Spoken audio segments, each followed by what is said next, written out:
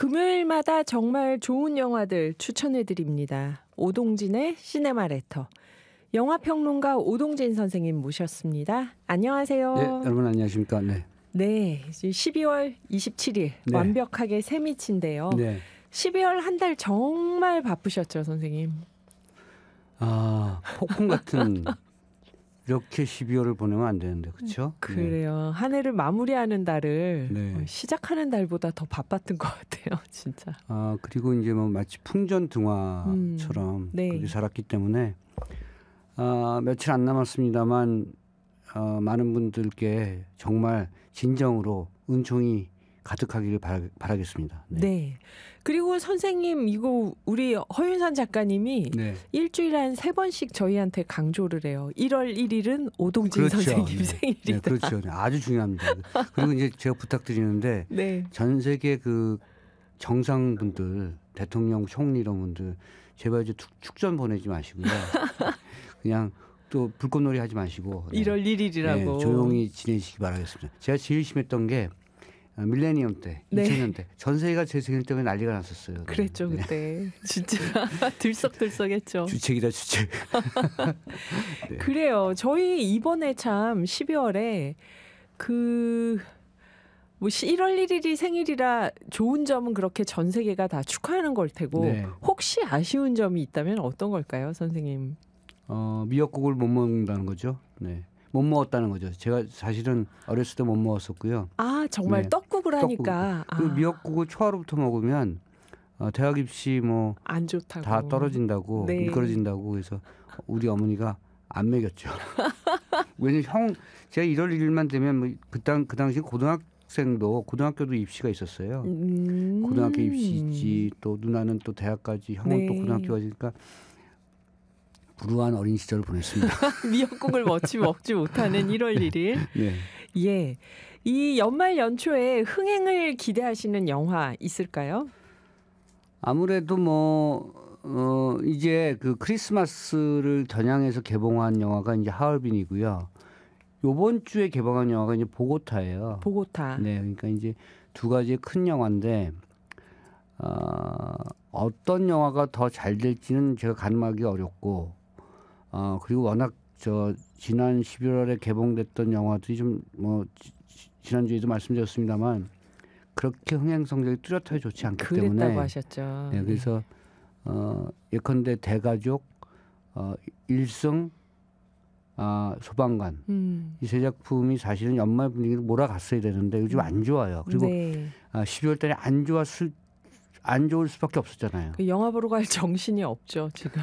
극장 가면 매맞을 판인데 그래서 이제 그리고 사실은 많은 사람들이 어쩌니 저쩌니 해도 마음이 편해야 극장을 갑니다. 네. 그리고 요즘 극장의 시설이라고 하는 것이 이제 영화만 보는 것이 아니라 사람들을 만나고 먹고 마시고 즐기는 데잖아요. 그래요.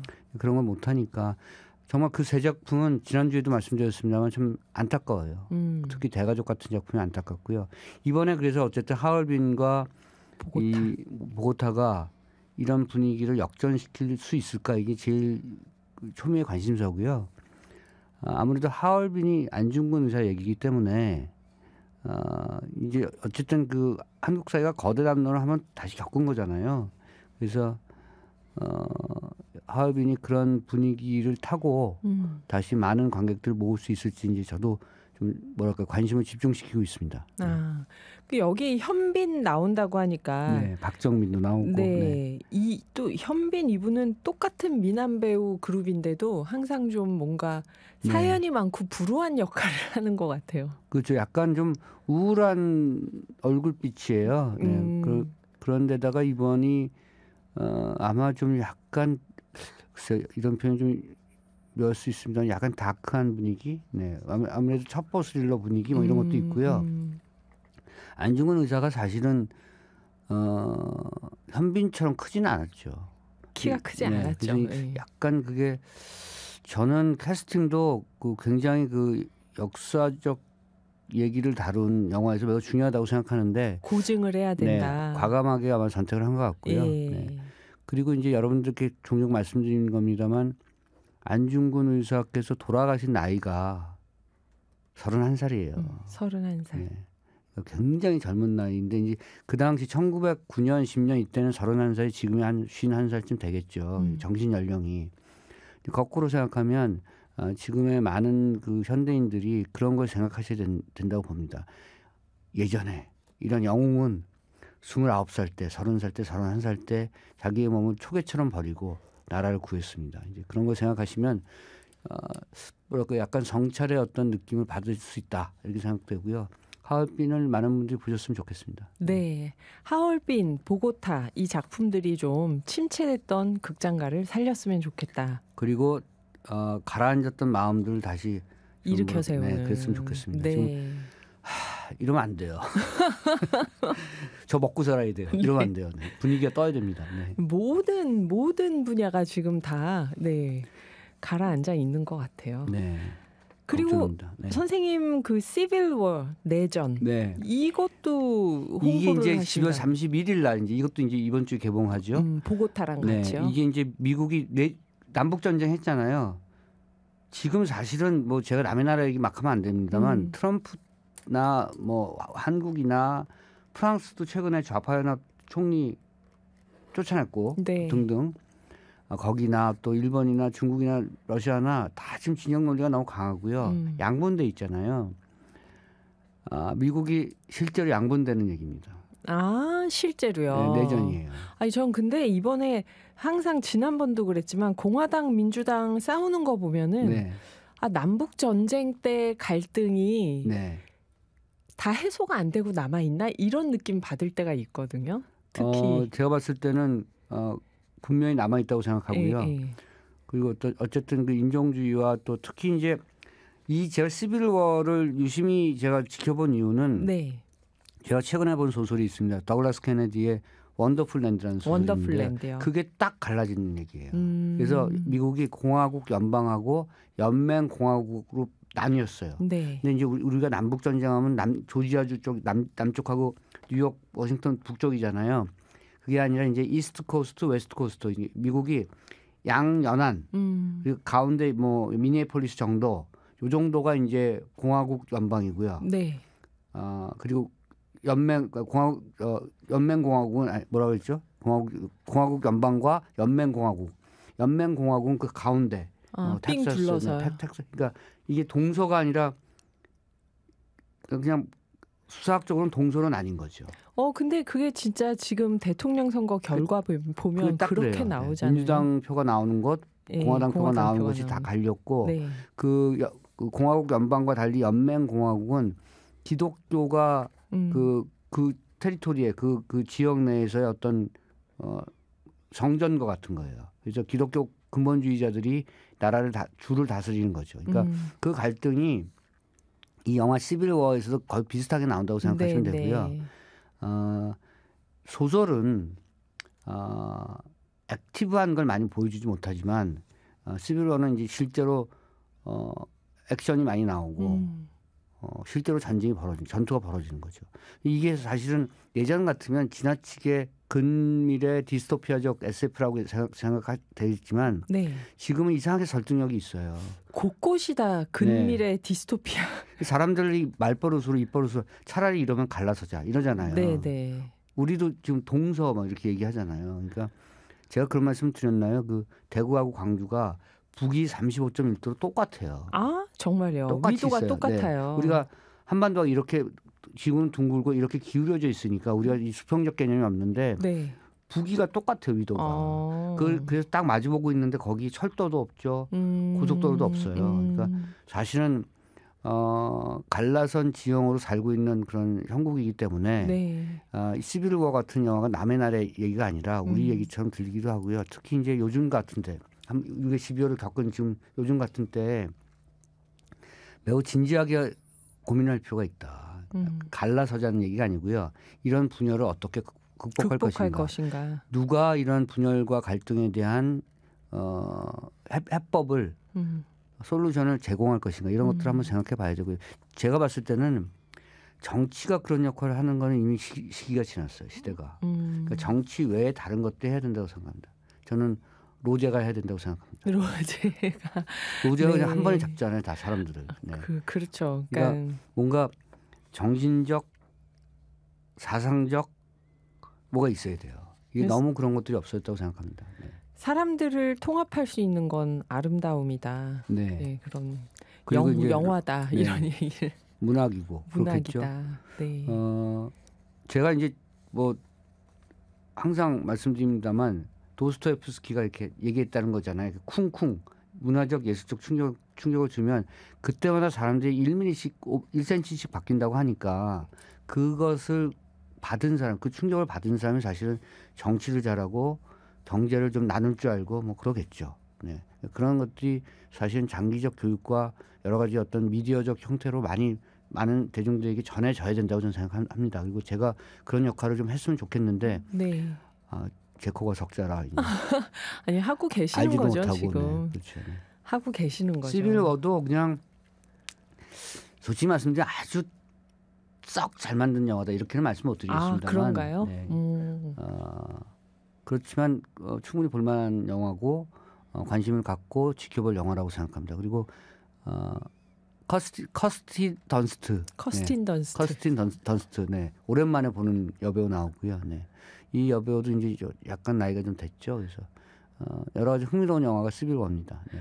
커스틴 던스트는 남북 전쟁 배경이면 항상 남부의 어떤 농장주의 네. 대표적 여성으로 나왔는데 여기서는 저널리스트예요. 네. 저널리스트로 나오나요? 이 현장은 이제 쉽게 말하면 이제 종군 기자가 된 거죠. 원래는 종군 기자가 아니었는데 나라가 지금 두 쪽이 나니까 거기 취재를 다니면서 결국은 전투의 과정에도 휘말리게 되고 이데올로기에도 휘말리게 되고 이런 거죠. 사람들에게 제일 나쁜 것은 사실 11월을 보시면 아시겠습니다만 선택을 강요하는 거예요. 강요하는 거 맞아요. 네. 또 어느 지역에 있을래 네. 이런 거거든요. 사실은 그것이 가장 사람들을 모질게 만들고 극단적인 어떤 그런 생각을 갖게 만드는 거기 때문에 여러 가지 생각을 갖게 만드는 영화가 이 영화 시빌워입니다. 네. 네. 하얼빈 얘기를 더 많이 했어야 되는데 시빌워 얘기를 이렇게. 더글라스 케네디의 그 원더풀 랜드라는 소설을 오늘 무슨 출판사 홍보도 안 해. 그 소설도 굉장히 쉽게 재밌게 보실 수 있어서 함께 권해드리는 작품입니다. 네. 하얼빈에 대해서 선생님 그러면 한 말씀 더 해주신다면요. 무언가 이 얘기는 내가 미처 못했다 하는 게 있다면. 우리만이 아니라 많은 사람들은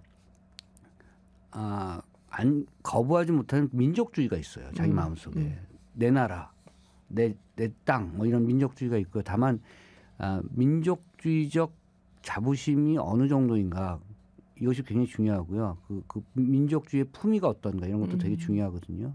이제 안중근 의사의 모습을 보면 그 격조가 느껴지니까 그렇게 사실 애국적 뭔가를 찾아야 됩니다. 애국주의라고 하는 것이 이제 뭐 깃발 들고 뭐 예컨대 뭐 광화문 나가고 이런 게 아니고요. 애국적인 뭔가 품위와 격조를 가져가야 되는데 우리 옛날에 열사들 의사들이 그런 분들이었어요. 네. 그런 것도 느낄 수 있으니까 꼭 일타삼피 그 딸과 아들을 양손에 잡고 하얼빈을 보러 가자. 보시면 좋지 않을까 이렇게 생각합니다. 예, 부모님을 모시고 하얼빈을 보러 가자. 배타적 애국주의가 아니다. 안중근 의사의 이야기는. 그래요. 오늘 영화평론가 오동진 선생님과 함께 얘기 나누고 있는데요.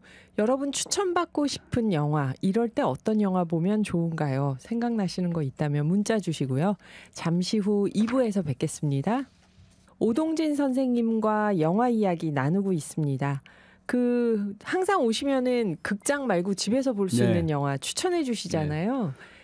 연말 연초에 요건 봐라 하는 OTT 영화가 있다면요. 한 편짜리 보실래요? 8부작 보실래요? OTT는 진짜 일단 시리즈로 얘기를 한다면 제가 최근에 본 게 이제 The Old Man이라는 작품이 있어요. The Old Man이요. 오징어 게임 물론 말씀드려야 되지만 오징어 게임 저 못 봤습니다 아직. 네. 공개됐습니다만 굉장히 고민 끝에 공개를 했죠. 네. 왜냐하면 이제 한국의 그 OTT 마켓이 되게 중요한데 넷플릭스 입장에서는 시끄러웠잖아요. 이게 묻히면 안 되니까. 그러니까 이제 집에서도 사람들이 뉴스를 보니까요. 그렇죠. 지금 다 그 12월 내내 뉴스가 대단했죠. 누가 넷플릭스를 보겠어요 지금. 넷플릭스보다 더 네. 환상적인 얘기들이 네. 나오는데. 아니 시시각각 뉴스가 바뀌는데 뭐 어떻게 하겠습니까. 네. 그래서 어쨌든 오징어 게임 2는 지금 뭐 골든글로버에도 올라 있고 한국 콘텐츠가 세계적인 어떤 그런 수준이 돼 있기 때문에 네. 뭐 많은 사람들이 볼 거라고 생각하고요. 디 올드맨은 사실은 거의 보지 않는 분들이 않는 작품이에요. 보시는 분들이 많지 않을 것 같은데 제프 브리지스라는 옛날 배우가 나옵니다. 네. 존 리스고우라는 옛날 배우도 나오고 제 세대가 알아들 수 있는 배우들이에요. 근데 어쨌든 디 올드맨은 첩보 스릴러고요. 과거에 아프가니스탄에서 중동 지역 특수작전 요원으로 활동했던 한 남자가 무슨 이유에서인지 국가를 배신했어요. CIA를 배신한 거죠. 네. 조직을 배신하고 어쨌든 몸을 은신했어요. 그게 영화를 보시면 아시겠습니다만 탈레반 아프가니스탄의 한 부족장의 어떤 그런 사상의 동화가 됐고 네.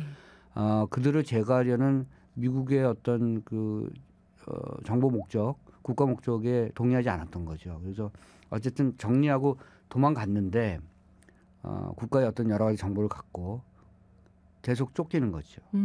나이가 지금 60대 말 70대 초예요. 네.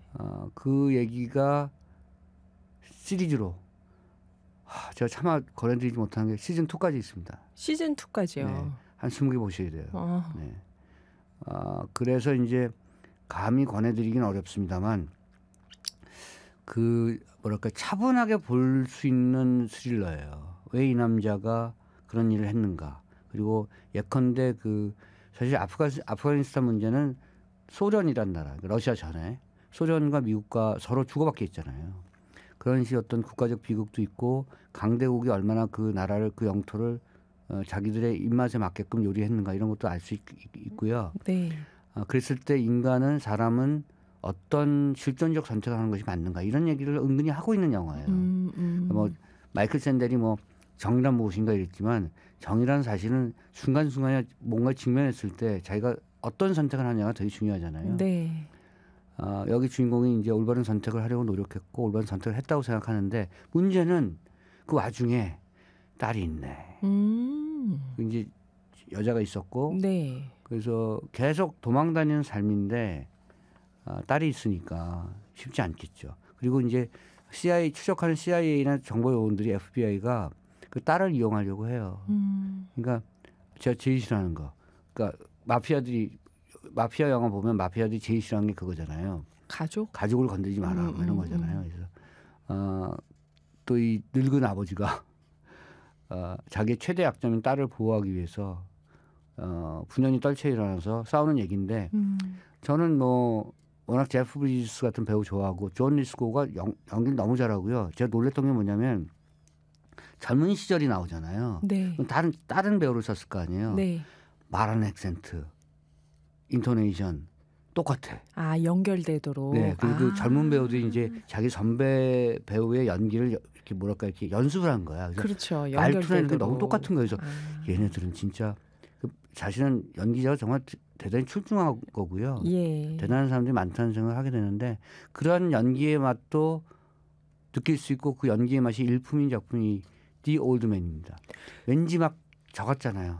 나이 먹은 노인인데 이제 쓰러져 가야 되는데 이제 가족을 생각하며 여기 OBS 와서 열심히 얘기하고 뭐 이러고 있잖아요. 저는 많이 동화됐던 작품입니다.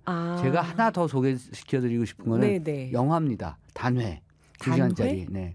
드라마가 아니고 역시 디 올드맨이 디즈니 플러스에 있거든요. 네.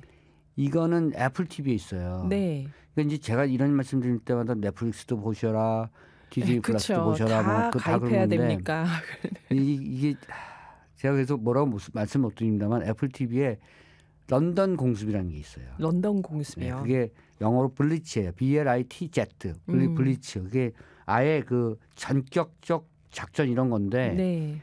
1940년 9월에 런던의 공습이 어마어마했기 때문에 아예 블리츠가 일반 명사가 됐어요. 그냥, 히틀러가 그때 네, 했던 공습, 거죠. 대공습이 네. 이제 블리츠죠. 1000대 떴어요. 1000대. 57일간. 네. 그래서 4만 5천 명 정도 죽었고요. 한 15만 명 정도가 엄청난 부상을 당했어요. 그러니까 한 20만 명 정도가 사상을 당한 건데 네. 히틀러가 이제 그 런던 대공습을 한 거는 이제 여러분들 역사를 잘 아시겠습니다만 제가 잘난 척하는 게 아니고 앞에 덩케르크 작전이 있었잖아요. 네, 덩케르크 철수 작전이 있고 막 이랬어서 처칠이 히틀러하고 타협하지 않고 굴하지 않고 싸웠고 그 가운데 뭔가 좀 약간 공습을 했어요 먼저. 처칠이 베를린을 그냥 살짝 건드린 거예요. 네네네. 덩케르크 철수 이후에 이제 막 전선이 막 공고해지고 이런 때인데 히틀러가 막 이거 봐라 하면서 이제 한 번에 처칠의 항복을 받아내겠다고 하면서 1000대를 보낸 거예요. 폭격이 런던 초토화됐어요. 근데 이제 그 두 가지가 있었는데 런던을 그렇게 초토화시킨 히틀러의 목적은 이제 러시아 소련을 가려고 했었던 소련 진격을 앞두고 있었기 때문에 그것에 대한 은폐용이기도 했어요. 우리는 런던을 지금 목표로 하고 있다 이렇게 보여주려고 했던 거죠. 어쨌든 그 영화를 얘기를 해요. 그래서 제일 중요한 건 뭐냐면 그 사람들이 어떻게 살아남았는가를 보여주는 거잖아요. 네. 처칠의 담화가 뭐였냐면 keep calm and carry on이에요. 침착하게 지내세요. 이런 거거든요. 침착하게 원래 일상을 유지하세요. 이런 얘기니까 keep calm and carry on. 그게 사실은 폭격이 매일 오는데 낮과 밤마다 매일 떨어지는데 그 수상이 침착하세요. 이게 사실 안 먹히잖아요. 그럼에도 불구하고 그 전쟁의 시기에 처치에 대한 믿음이 있었고 그리고 국민들이 잘 따라줬고 런던 시민들이 정말 질서정연하게 이제 살았던 거예요. 근데 그럼에도 불구하고 굉장히 많이 죽었는데 그 가운데 이 영화의 얘기는 뭐냐면 어머니들이 제일 문제잖아. 아이들 때문에. 그렇죠. 그래서 런던 정부가 그러니까 영국 정부가 런던의 일종의 그 방책 전략을 마련해서 아이들만 소개 작전한 거예요. 아이들만 다 모아서 기차에 태워서 그 영국 시골로 보낸 거예요. 거기는 폭격이 없으니까. 네. 근데 이제 이 주인공 아이가 엄마 보고 싶다고 중간에 기차에서 내린 거야. 뛰어내린 거야. 그러니까 그때부터 이제 엄마 찾아서 산말리를 해야 되는데 런던에 들어오면 폭격이죠. 난리지 난리. 네. 그런데 이제 그 당시에 얘가 제일 중요한 건 뭐냐면 얘가 흑인 혼혈이에요. 네. 1940년인데 영화는 특이하게도 백인의 여성과 흑인의 남성 사이에서 혼혈아가 태어났고 그 인종적 문제와 인종적 편견 문제가 여기 들어가 있거든요. 전쟁의 시기에는 인종, 민족, 계급, 계층 이런 것을 다 뛰어넘어야 된다는 것을 은근히 보여주는 그런 작품이어서 매우 의미가 있었습니다. 사실은 사람이 연대하고 힘을 합친다는 것은 정서적이고 감성적인 것들이 들어가야 되기도 하지만 모든 것을 뛰어넘으려고 하는 뭔가의 어떤 그런 이즘이 있어야 돼요. 네. 그 통찰이 있어야 되고 그런 것을 보여준 작품이어서 저는 블리츠를 런던 공습이라는 영화를 그렇게 기대하지 않고 봤다가 솔직히 말씀드리면 디 올드맨을 보다가 너무 길어서 너무 지쳐서 이걸 포기할 것인가. 네. 제가 책을 읽다가도 이제 책을 한 3권을 동시에 읽을 때가 많거든요. 네, 이거를 네. 이렇게 하면서 그거 나쁜 습관은 아닌데 그래서 그 런던 공습은 얻어 걸린 영화죠.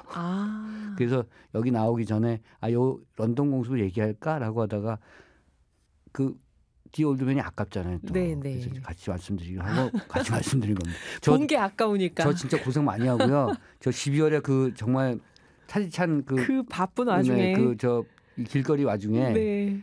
볼 거 다 보고요. 네, 그랬습니다. 네.